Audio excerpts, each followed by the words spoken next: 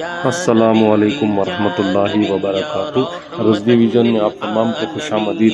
हज़रात, हाल ही में बरेली शरीफ में जो मामला पेश आया, वहाँ पर बेकसूर लोगों को मारा गया, पीटा गया, लाठी चार्ज हुआ, जुल्म हुआ, बर्बरता हुई। उसके बाद जो है यूपी का सीएम योगी का एक बयान निकल कर आता है, उसमें वो कहने लगता है कि वहाँ पर छोटे छोटे बच्चे थे, पोस्टर पकड़े हुए थे, आई लव मोहम्मद के पोस्टर पकड़कर समाज में वो अराजकता फैला रहे थे। मैं पूछना चाहता हूँ, क्या हाथों में हथियार थोड़ी था, सिर्फ पोस्टर ही था? क्या पोस्टर पकड़ना कोई जुर्म है? अगर पोस्टर पकड़ना कोई जुर्म है तो कौन से कानून में है, कहाँ पर है?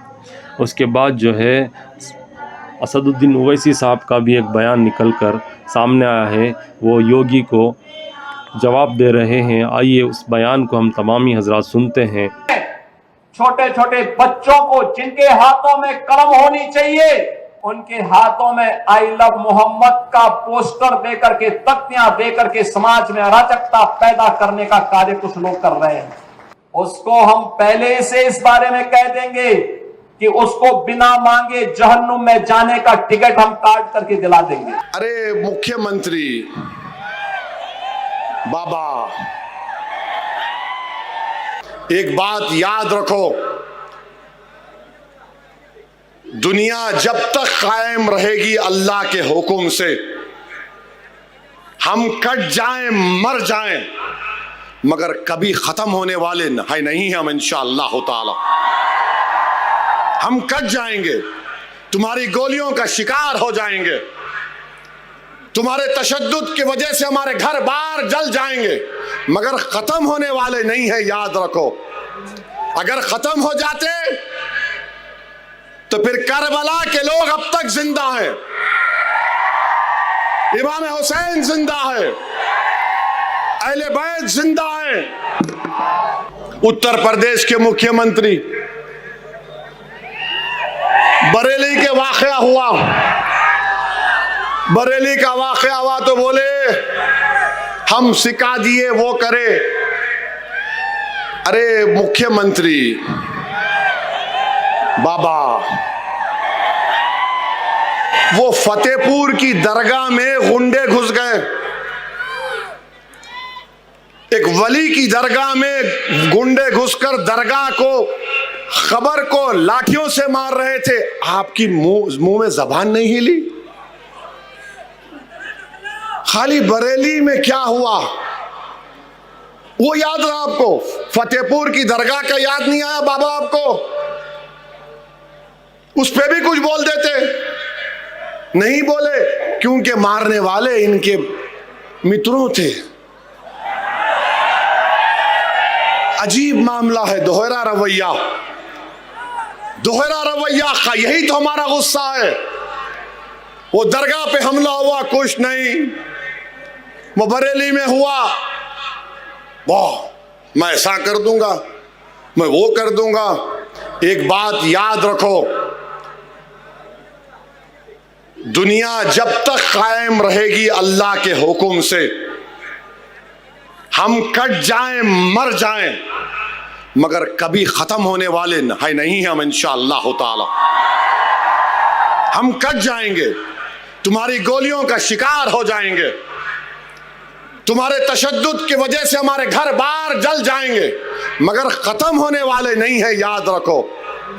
अगर खत्म हो जाते तो फिर करबला के लोग अब तक जिंदा हैं, इमाम हुसैन जिंदा है, अहले बैत जिंदा है, और यजीद मलून मुर्दा है। जुल्म करने वाले खत्म हो जाते और हक का परचम उठाने वाले अल्लाह उनके नाम को जिंदा रखता। तो आपको और हमको डरने की जरूरत नहीं है।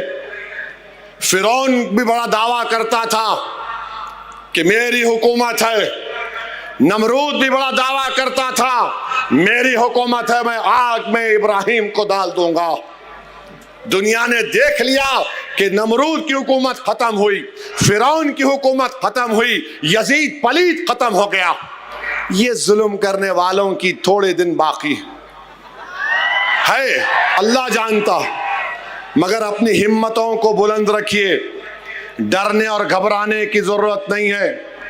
और जब कभी भी परेशानी आती है तो थोड़ी देर के लिए सोचो गाजा के फलस्तीनी क्या कर रहे होंगे।